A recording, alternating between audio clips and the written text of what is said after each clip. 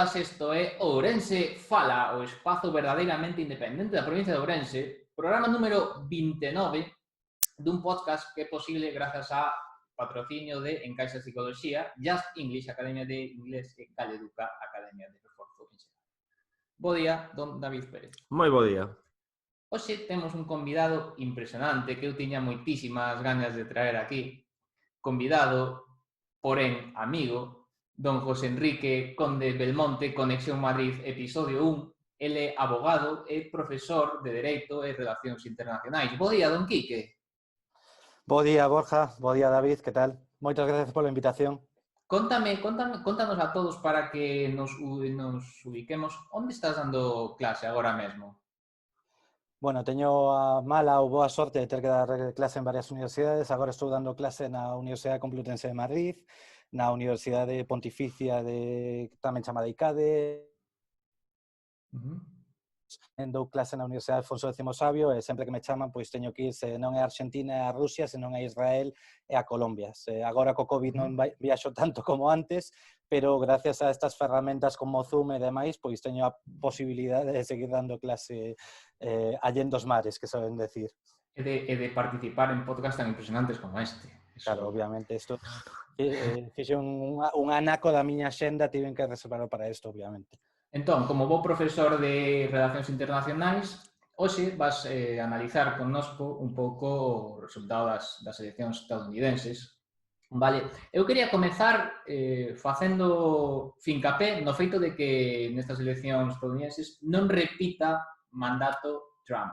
É algo histórico, porque, como ti, por suposto, sabes, pouquísimos presidentes ao longo do último século non repetiron mandato. E cando isto aconteceu, foi debido a casos graves como foi a crise do 29 con Hoover, como, por exemplo, foi o tema do Watergate, non? E agora, eu pensaba que non, pero o COVID ven de cargarse a Trump.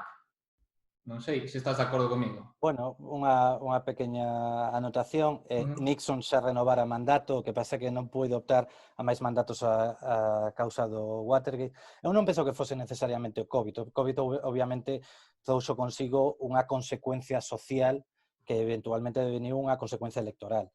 Pero penso que o resultado non creo que houvese sido moi diferente no caso de que a xestión do COVID fose diferente ou no caso de que o COVID non existise. A realidade é que acostuman a dicir que é moi difícil gañar unhas eleccións se non declaras unha guerra nos Estados Unidos, por lo menos gañar unha segunda volta.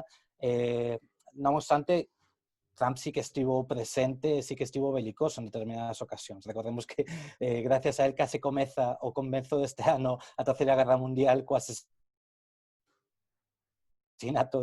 deste general iraní, pero penso que a consecuencia non é necesariamente o COVID, penso que Trump foi devorado por si mesmo. Esa é a realidade.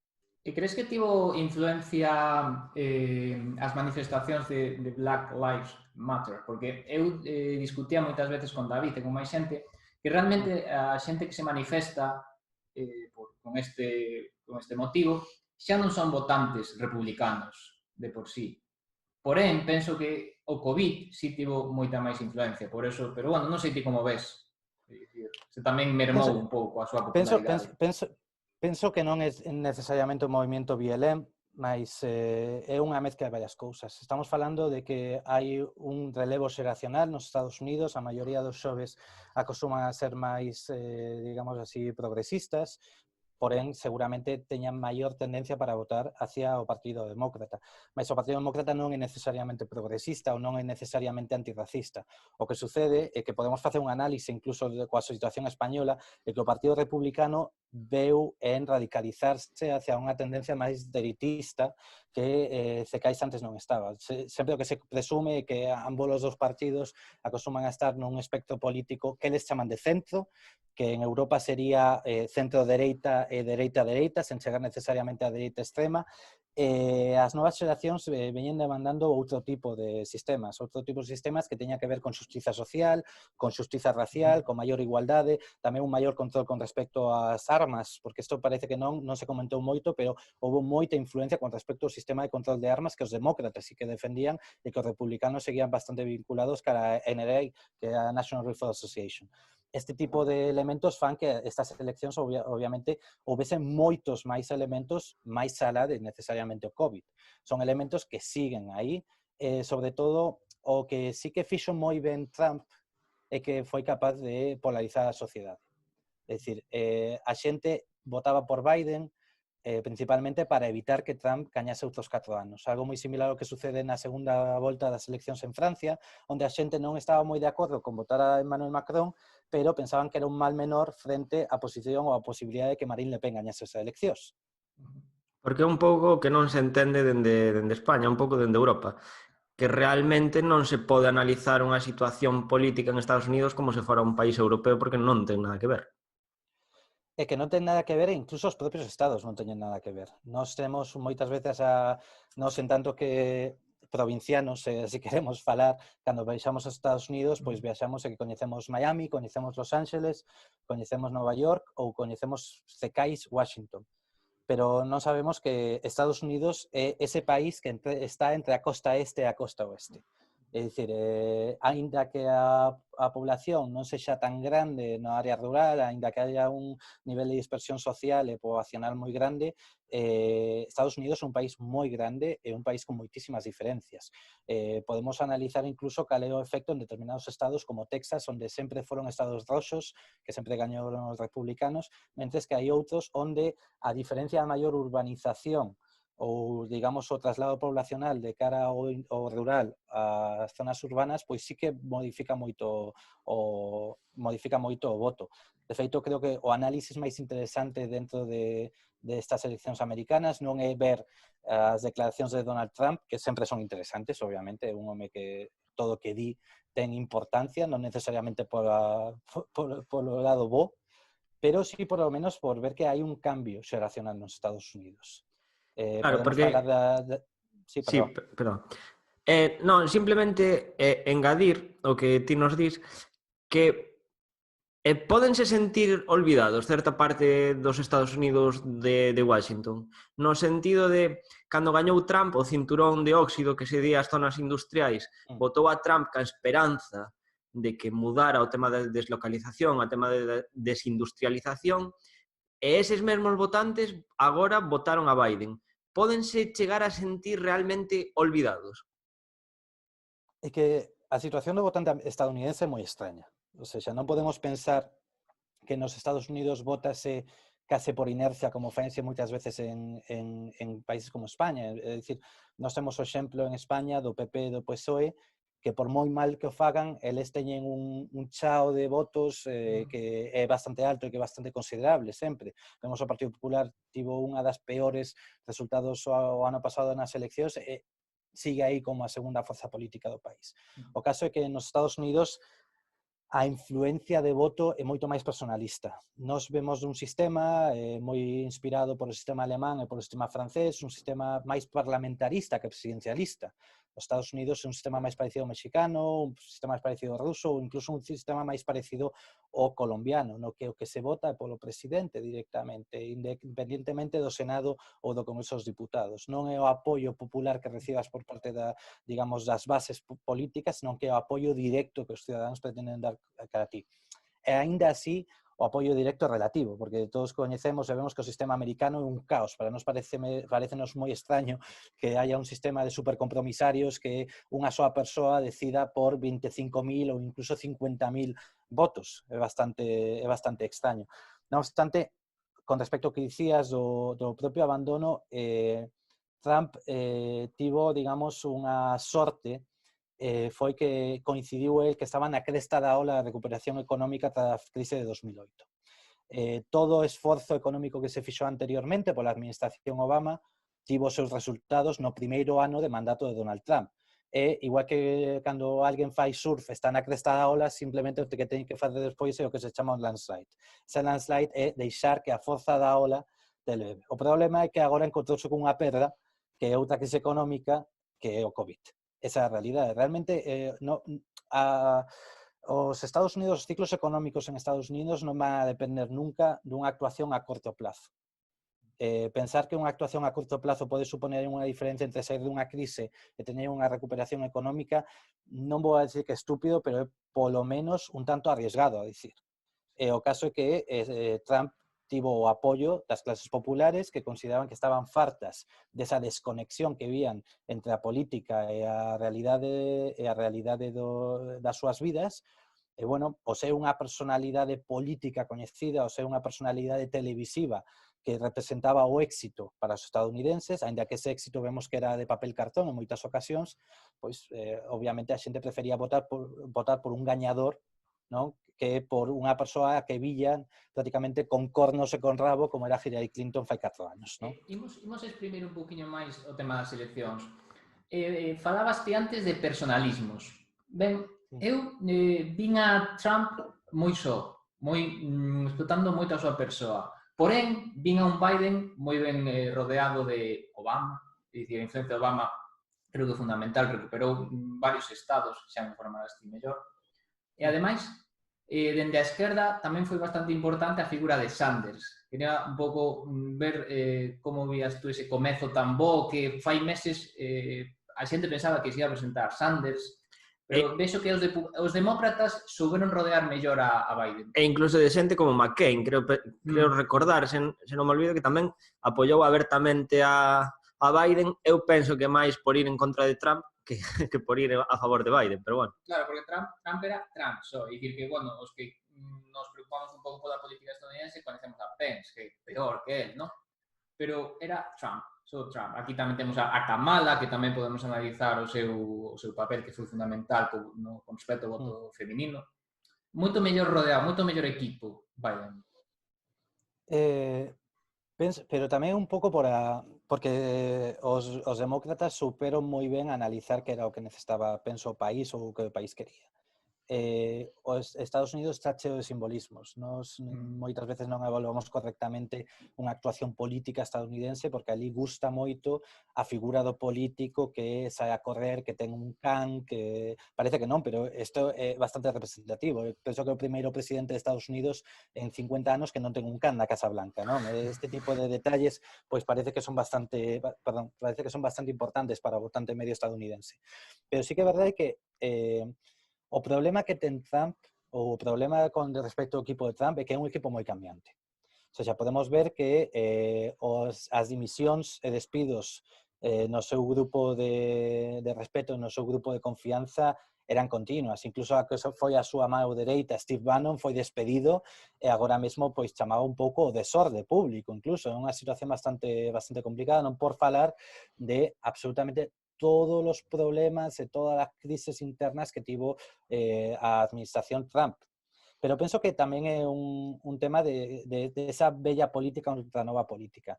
Trump pensa como se fose unha empresa privada nos seus términos. El pensa que a Casa Blanca é unha empresa privada. El pensa que é correcto poñer como personal o que chaman clearance person, o que é personal de confianza, a súa filla, cousa que sería impensable nun ámbito aquí e no ámbito público estadounidense incluso.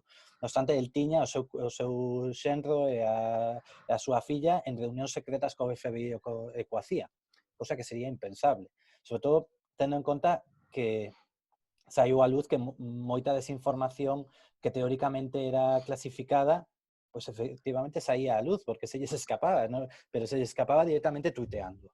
A realidade é que, neste caso, sí que é verdade que o propio Partido Republicano tivo que enfrentarse ao monstro que eles mesmos crearon. Esa é a realidade. Donald Trump non é republicano, Donald Trump é trumpista. Esa é a realidade. Non encarna por así decirlo, os valores e as ideas do Partido Republicano que fixo moito por Estados Unidos, porque en España tendemos moitas veces, sobre todo unha perspectiva un pouco máis da esquerda, a pensar que os demócratas son bons e os republicanos por ende son malos. Non, para nada, senón, de feito, comentabas antes a McCain é un bo exemplo, digamos, do savoir-faire, dun bo, por así decirlo, político estadounidense, que incluso cando perdeu contra Obama, dixo, mira, teño diferencias con él, obviamente hai cousas nas que poden ser irremediables, pero el gañou e eu teño que respetar o meu presidente e eu debo a este país. É que incluso no propio Partido Republicano agora mesmo están divididos en dous, naqueles que recoñecen a victoria de Biden, como pode ser o irmán do señor Bush, que agora non me sai o nome, xente Jeff que Bush, está que foi sí, Jeff Bush, correcto. Xente que está de perfil, como pode ser Marco Rubio, e xente dentro do Partido Republicano que non vai recoñecer a victoria de Biden ata que pase todo o tema este judicial que moi probablemente veremos no futuro, non?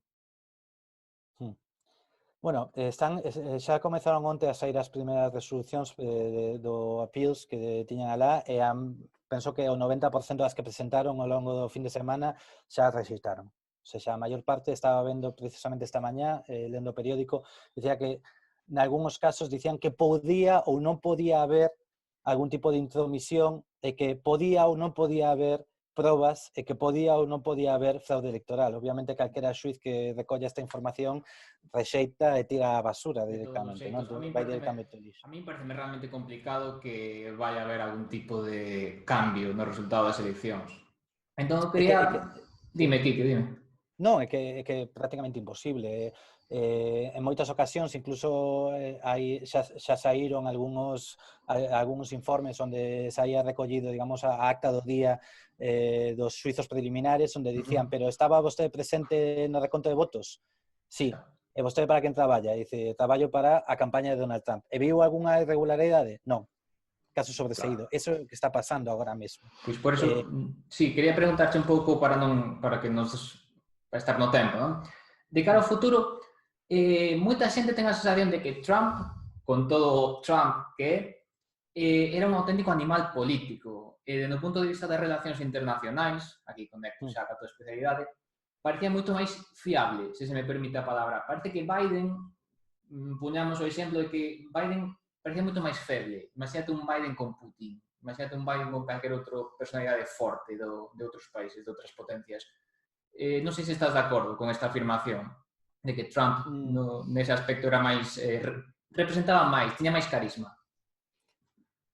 Podo entender o feito do carisma, pero a política internacional, as relacións internacionais non son un xogo de carisma, nin é un xogo de popularidade. Eso é unha cousa, os estadounidenses poden entender ou pode gustarlle que o seu presidente pois era moi famoso os primeiros anos o feito de como daba Mao, non sei se recordades que agarraba Mao e tiraba da xente e intentaba facer un pouco eso que chamaban o power move, non? Pero a realidade é que penso que moita xente malentende como o que significou o que significa neste caso Donald Trump para a seguridade internacional, sobre todo. Por exemplo, un caso moi notorio é o caso de Corea do Norte. No caso de Corea do Norte, considérase que gracias a Donald Trump pararon cos ensaios nucleares, consíguese a paz, entre comillas. A realidade é que neste caso é unha oportunidade de foto. Cada 5 anos, Corea do Norte amenaza. Cada 5 anos, Corea do Norte chega a un acordo coa comunidade internacional, normalmente a cambio de axuda ao desarrollo. De acordo? Isto é unha cosa que sucede todos os anos. Xa sucedía dende 1994, que chegou ao poder tras a morte que sabemos de Kim Il-sung, chegou Kim Jong-il, que é o pai, bueno, avó e pai, agora, de Kim Jong-un. De acordo? O que vemos nesta situación é que Donald Trump aproveitou unha oportunidade de foto. Dentro de 5 anos ou de 4 anos, Corea do Norte vai a volver outra vez co tema das armas nucleares. O mesmo que sucede en Oriente Medio. A declaración de colocar a embaixada de Estados Unidos en Jerusalén en lugar de en Tel Aviv é un erro estratégico enorme. É un erro estratégico enorme, porque non comprendemos moi ben que o que teñen que facer é, digamos, saber contentar a dúas partes que existen no Oriente Medio, que por un lado os países que apoian están apoiados por Irán e os países que apoian están apoiados por Arabia Saudí. É moito máis complicado que todo isto. Isto daríanos para varios Ourense Fala. Para varios. Unha das últimas preguntas xa. Ti crees, por tanto, que Estados Unidos perdeu no ámbito internacional con respecto a China nestes 4 anos? Porque parece... dá a sensación un pouco que China, traballando aí un pouco na sombra, que ten gañado moitísimos, non sei se acordos comerciais, acordos políticos, tanto en África como en Latinoamérica, non? É un pouco, non sei como ves ti. É difícil de expresar, pero vivimos nun mundo no cual a gran potencia China. Eso é unha cousa que tenemos que ter presente. En 2014, China cambiou, fixo un viraxe completo económico, no cal comenzou a consumir máis do que producía. Isto pode parecer un dato macroeconómico máis, que pode aparecer nas páxinas color salmón do periódico, pero ten unha lectura moi importante, é que China posiciónase como a primeira potencia económica global. Non a primeira potencia comercial global, que non é o mesmo, de acordo? Porque unha cousa é vender e comprar e outra é amasar riqueza. E China, nese sentido, está facendo moi ben. Que é o que sucede? Estados Unidos non é a primeira potencia económica mundial, pero se xuntamos todos os elementos que fan unha potencia, elemento militar, alianzas, etc., Estados Unidos segue sendo o que leva a voz cantante. China non ten esa voluntade, de acordo, de ser a policía do mundo. A China interesa China, e o resto do mundo dalle un pouco igual. A Estados Unidos interesalle o resto do mundo. A diferencia que encontramos aquí é que China sí que é verdade que os últimos acordos comerciais, sobre todo esa utilización de falar de ti a ti moitas ocasións con determinados gobernos, especialmente os gobernos de América Latina e de África, granxelles unha posición bastante hexemónica nos próximos anos. Sí que é verdade que nos, en tanto que occidentais, vamos a ter moita máis influencia de cara política, cultural e económica de Estados Unidos, pero a realidade é que a metade do mundo viven en China e India. Esa é a realidade. Nós podemos seguir neste oasis europeo, neste oasis occidental, pero hai un mundo máis ali fora. Ese mundo que está ali fora está avanzando. Eso é o que penso que temos que ter presente. Está claro. Pero bueno, para rematar xa, última pregunta. Bueno, isto é un coloquio, non, pero queremos saber o teu punto de vista, xa que te temos así excepcionalmente por aquí. Eu vexo a xente xa sei o que me vas comezar dicindo, non? Que non se pode analizar a política estadounidense na perspectiva europeísta, etc. Pero, bueno, a ver se podo escribir un pouco máis. Vexo a xente, presuntamente de esquerdas, non? Socialdemócrata, bueno, esquerda Podemos, tal? Sí. Celebrando a vitória de Biden.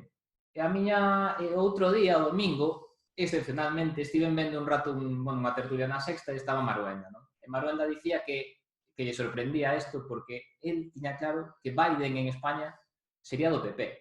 Entón, eu quero saber se para ti Biden é unha persoa de esquerdas. Así, sen máis. Esa é a pregunta, non? Esa pregunta, sí. De feito, vouche dar a volta a tortilla e que Bernie Sanders sería de dereitas en España. Peor me lo pones, como se É adapta a dicir. que esa é a situación. Esa é a situación. Bernie Sanders é un socialdemócrata de dereitas que é visto como se fose a reencarnación de Stalin nos Estados Unidos. Vale, pero de novo, en Estados Unidos non existe esquerda e dereita, existe dereita. O macartismo ten moita presión. Eu recordo unha das últimas veces que estive en Estados Unidos fai ano e medio, máis ou menos, que eu falaba cando eu comentaba certos dereitos, certas maneiras que temos de pensar nos países europeos, pois prácticamente dicían, pero eso é como vivir nun país comunista, prácticamente. Eu dicía, non, ou seja, que eu pague os meus impostos para que o meu veciño teña unha operación de corazón, eu non penso que sexa comunista. Dice, pero ele non ten que pagar. Eu digo, non, obviamente non ten. Este tipo de cousas que nós tamén hemos comprendido, sobre todo gracias á influencia dos países socialdemócratas do norte de Europa, Noruega, Suecia, Dinamarca, etc., comprendimos que un sistema dun estado de bienestar necesariamente ten que pasar por un sistema socialdemócrata. Iso é unha base. Incluso o Partido Popular é socialdemócrata, polo menos en determinados temas. O que pasa é que en Estados Unidos é completamente, e aquí ten razón, é invaluable. O sea, teñen outro sistema de dereitos, teñen outro sistema político, teñen outro sistema de pensamento. É así de simple. Eles consideran, penso que é bastante representativo o feito de que fixeron unha encuesta fai uns anos en Alabama, que é o estado máis pobre de Estados Unidos, e preguntaron a xente se eran pobres ou ricos, que se consideraban.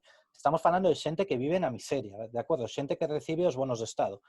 E cando lles preguntaron, eles non consideraban que fosen pobres. Eles dicían que eran ricos, pero que estaban pasando por un bache, por unha mala época. De toda a vida, non? Non era clase media, eles consideran que eran ricos ou que teñan o dereito a ser ricos. E que se ti és pobre porque non traballas o suficientemente fortes. Ten en conta que hai unha serie de condicionantes sociais, económicos e ambientais que van a influir moito. Pero, bueno, de todas formas, hai moitísimas entrevistas, e xa rematamos. Hai moitas declaracións de Biden dicindo que ele é un gran admirador dos países do norte de Europa. Pisarlo tamén, como a mí. Pero, bueno, Pero, bueno, eso penso que por chamar o voto tamén da población máis xove dos Estados Unidos, que ve como un exemplo certas cousas como o feito de que teñan os famosos student loans, que son os préstamos de estudios, que son moitas veces arruinanche prácticamente toda a vida, o tema de que non hai acceso á seguridade social, aínda que digamos o tema da éxito que moitos defenden de Trump co tema do COVID, a semana pasada saiu un home do hospital en Nova York que tiña unha factura de $800,000 por estar ingresado. Non hai sistema personal que poida aturalo. Bueno, ojalá podamos volver a analizar outro Conexión Madrid aos primeiros meses da nova presidencia e poderíamos entrar un pouco máis neso se vai estirar Sí, por Obamacare, suposto. etc. ¿no? Pero bueno, non sei se David queres preguntar algo máis No. a Quique. Que che pareceu este proxecto que temos? Ben, De podcast. pareceme que está ben. Vin algúns, xa vin o do representante de Ciudadanos, vin a Chique outro día, sempre interesante escoitar falar a Chiqui, aínda que sexa un ambiente un pouco máis, digamos, formal, pero sí, que penso que tendes que darlle máis auxe, penso que teñedes que darlle un pouco máis de forza a este proxecto que penso que está bastante ben. Sobre todo hai que darlle moita máis visibilidade. De acordo? Entón, se queredes facer conexións Madrid de vez en cando para analizar a actualidade internacional, aunque se toma un cafeciño virtual, eu estou disposto. Hombre, eso conta con iso. Xa sabes que aquí o soldo é bastante reducido, é outra cousa. Pero bueno. Que hai soldo. Non sabía que pagabades. Bueno, mando vos a conta das Illas Caimán logo, vale? Non sei contestarte eso. Bueno, pois moitísimas grazas, don Quique. Imagino que estiveches ben, estiveches cómodo nesta entrevista. Nada, quedas convidado a máis Ourense Fala Conexión Madrid. Así que, moitas grazas por vir, don Quique. Pola miña parte, David, nada máis. E nada menos. Moitas gracias por vernos. Gracias, chicos.